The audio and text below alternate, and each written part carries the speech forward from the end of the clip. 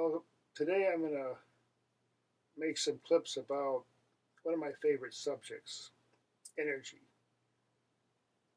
When I was young, I was quite early on, I got interested in electricity and the way things worked. I just wanted to know how things worked. And when I got into high school, I got into electronics and physics, and I've always had this passion just to figure out how things work. Well, in my early 20s, I came across somebody who said something that fascinated me very much. He said, "The energy that moves the atom moves you." And naturally, that made a lot of sense to me.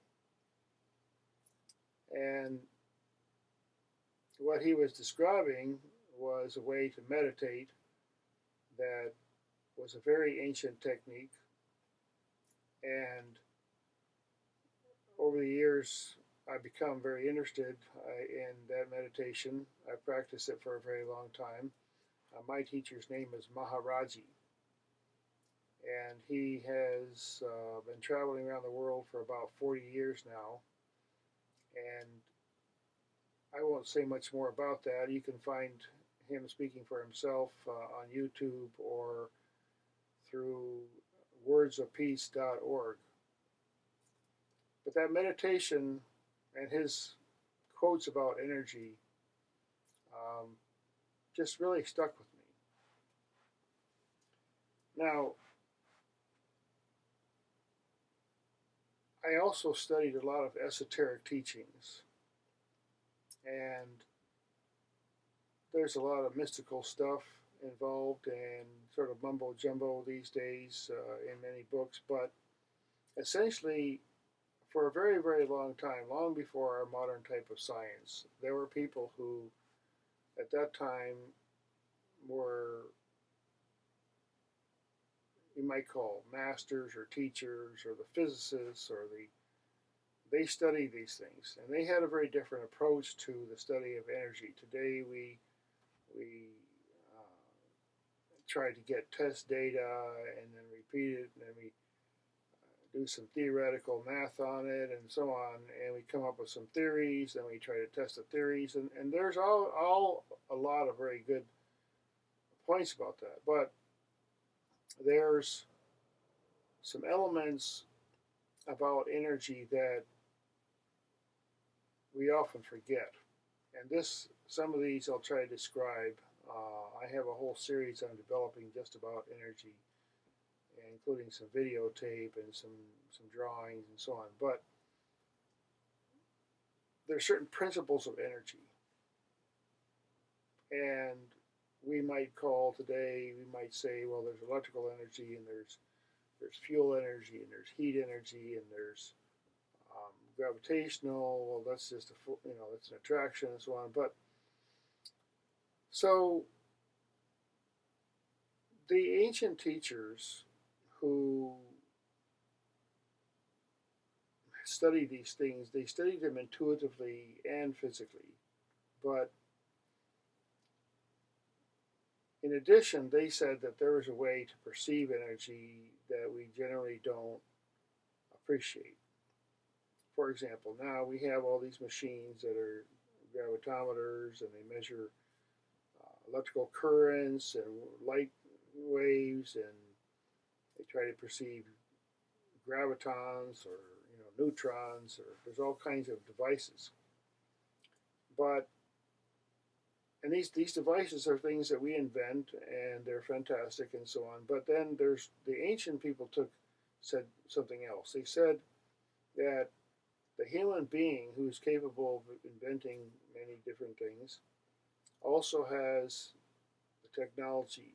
In other words, we possess the technology right in our own body to do some pretty amazing things that all these other machines don't do. We have a consciousness that's linked up to this network. It's not like we're doing an experiment outside, and we watch the results of an experiment. We are a part of an experiment. We are living in energy. We are we are networked. Our very atoms of our cells, the electrical energy around us is integrated, is networked. We create our own network, the internet, but our atoms are networked into, we're part of a 3D movie, in other words. So you know, depends on where we look. We look outwardly and we create something, but then our awareness is like we're sitting on a horse. This is where the ancients had some very different ways of looking at it. We are specks sitting on something, but at the same time we have clearly combined into this incredible thing called a human being, which we take for granted. How we exist for how many hundred, you know, maybe someone lives for 100 years, for example, and during that, every minute of that 100 years, every second of that 100 years, there had to be awareness. There had to be something happening because of the energy.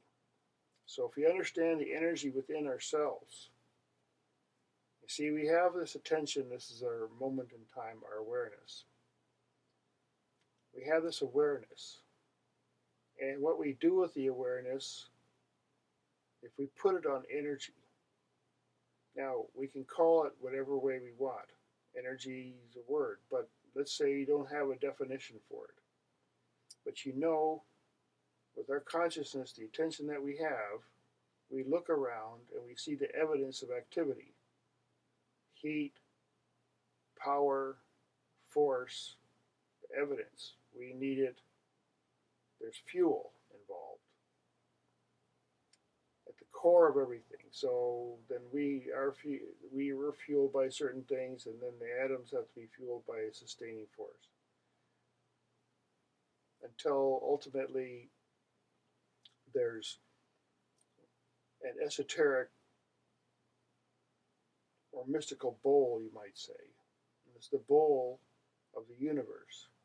And in that is all the other parts of the stew, the energy fields, each of kind of an identity by itself.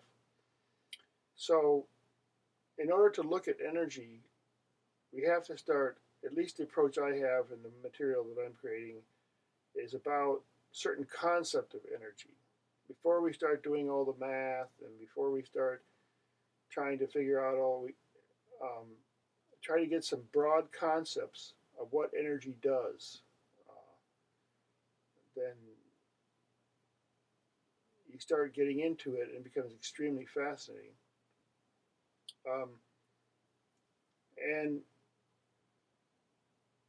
I'm going to invite the people who watch this far to watch some more of my videos, because I'm going to try to get into some demonstrations with a bulletin board and drawings and so on. But there's certain principles of energy that you understand them esoterically. Not in esoteric means within ourselves, understand how those energies work within us, because there's a universe within us. We have, you know, an unnameable number of cells and atoms in our body, and each of those has a complexity and a basic awareness.